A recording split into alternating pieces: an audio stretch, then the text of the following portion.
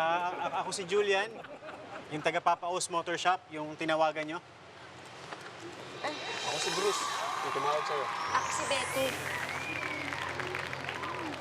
Teka, bakit lalaki yung dumating babae yung kausap ko? Diyan ka talaga magaling. Puro ka babae, ha? Babae nga yung kausap ko lalaki yung dumating siya. So ano ngayon kung lalaki yung pumunta dito? Naninigurado nga lang ako, Hindi pwede tinatanong magkasama? ko. Kasi nga babae, di sana ikaw ang pinakausap ko, sana ikaw ang tumawag. Ang sabihin mo, gusto mo kasi babae yung pumupunta dito. Ayan na naman, Diba? binibigyan mo na naman ng meaning Babae nga yung kausap ko. Dumating, iba yung boses. Sa kanya. Siyempre, yun yung una kong itatanong sa kanya, bakit lalaki? Babae yung kausap ko. Paano kung manloloko to? Hindi pwedeng tagasagot yung babae tapos yung lalaki yung pumunta Naku, dito. lahat ngayon may meaning sa'yo. Ano ba nangyari? Ganito kasi yun. Ikaw ba kinakausap? Ako ang tinatanong O di ikaw mag-explain. Bahala ka. Sir, ganito na lang para mas malinaw. Ikaw na lang magpaliwanag, sir. Sumemplang kasi kami. Nagkaroon ng gas leak. Gas ba yan? Ito. Hindi siguro, sir. Mukhang napunit yung hose ng FI mo, sir, kaya may tagas yung motor mo. Pero madali naman palitan yan, sir. Tatawag lang ako sa opisina kung meron kaming available na hose, papadala ko dito. Ay naku, mabuti naman kung ganun. Ewan ko dito kasi sa kasama ko, napakabano magmotor. Hoy, lahat ng driver mababano kapag ikaw ang angkas. Alam mo, bibig mo pasmado Talaga naman tinan mo, ang daming gas leak, Sino ba nagmamaneho? Ikaw. Kasalanan mo. Walang galang na lang po, no? Bakit po ba kayo sumemplang? Meron ba kayong iniwasan sa kali kaya kayo sumemplang? Wala namang iniwasan sa daan yan. Oo nga. Nakita namin yan malayo pa lang. Parang nagtatalo na habang sakay ng motor. Di ba?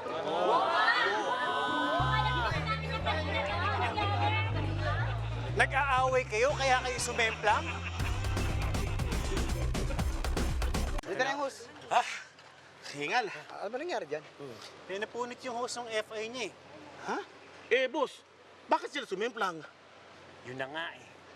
Dumaragdag pa sa problema yung away nitong dalawan to. Kaya sumemplang kasi nagtatalo habang nakasakay sa motor.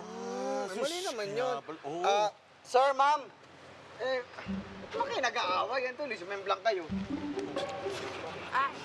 Hindi kasi may pinapanood akong video sa kanya kanina. Tapos may tinanong ako about dun sa video. Video? Anong video yan? Eto.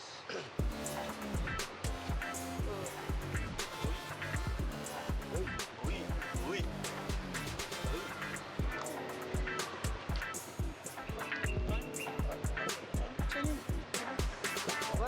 Anong kulay nung towel sa tabi niya? Parang ano yan eh? O, tingnan mo, pag-uuntugin ko kayo, kayo din pala. Tingnan mo nga yan.